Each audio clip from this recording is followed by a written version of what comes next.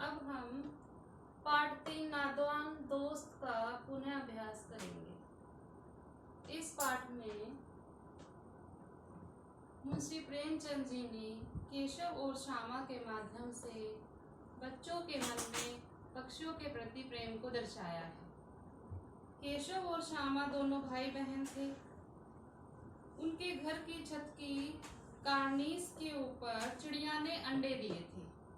बच्चों, कार्निस क्या होता है? कार्निस होता है दीवार का सबसे ऊपरी भाग का बाहर निकला हुआ हिस्सा, जिसे हम अपनी आम भाषा में छज्जा या छज्जी भी कहते हैं। तो इस कार्निस पर चिड़िया ने 3 अंडे दिए थे और दोनों बच्चे हर रोज चिड़िया को वहां पर आते और जाते देखते थे। तो इन दोनों बच्चों के मन में यह सवाल उठता था कि इतनी गर्मी है और इतनी गर्मी में जब अंडों से बच्चे निकलेंगे तो इन बच्चों का क्या होगा? क्या वो भूख प्यास से कहीं मर ना जाएं? उनके मन में सवाल उठता था कि कितने अंडे हैं और उनमें से बच्चे कब निकलेंगे और ये अंडे कितने बड़े हैं। श्यामा छोटी थी तो वह अपने सभी सवाल किससे करती थी? केशव से। और केशव भी बड़ा होने के नाते इन सवालों का जवाब दे देता था। परंतु उनके अम्मा या बाबूजी को उनके सवालों का जवाब देने के लिए कोई समय नहीं था। अम्मा जी दिन भर घर के कामों में लगी रहती थी और बाबूजी को भी अपने दफ्तर के कामों से फुर्सत नहीं थी। तो अब इन दोनों बच्चों ने चिड़िया के बच्चों की रक्षा करने का विचार किया और सोचा कि हम इन चिड़िया के बच्चों की रक्षा करेंगे। तो उन्होंने कुछ चावल के दाने और 1 कटोरी पानी और उन पर छाया करने के लिए टोकरी का इंतजाम कर लिया था। दोपहर का समय था। माँ ने देखा कि दोनों बच्चे बाहर घूम रहे हैं, तो अम्मा ने दोनों बच्चों को अंदर बुलाया और उन्हें सुला दिया।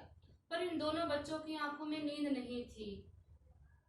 दोनों बच्चे कुछ देर के बाद उठे और बाहर चले गए और उन्होंने कार्निस तक पहुंचने के लिए एक चौकी और स्टूल रखा और उस पर केशव चढ़ गया।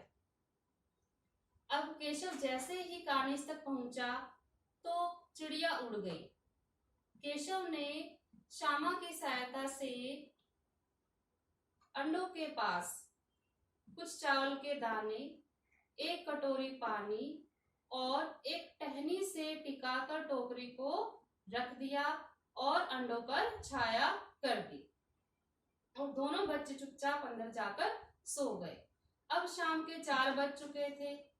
श्यामा बाहर आई और उसने देखा कि अंडे कार्निस पर नहीं थे बल्कि जमीन पर टूटे हुए पड़े थे। श्यामा को बहुत ही गुस्सा आ रहा था और वे रोने को भी हो गई थी। तब माँ भी वहां पर आ गई और उन्होंने कहा कि जरूर तुमने अंडों को छुआ होगा। तो श्यामा ने बताया कि माँ, केशव ने अंडों को छुआ था और उसने अंडे सही से नहीं रखे थे, इसलिए वो गिरकर टूट गए हैं। तो माँ ने बताया कि मनुष्यों के छूने से अंडे गंदे हो जाते हैं और चिड़िया फिर उन्हें अपने पास नहीं रखती। तो इसी कारण से चिड़िया ने अपने अंडे खुद ही गिराकर तोड़ दिए हैं और चिड़िया वहां से उड़ गई थी और वो कभी भी वहां पर वापस नहीं आई।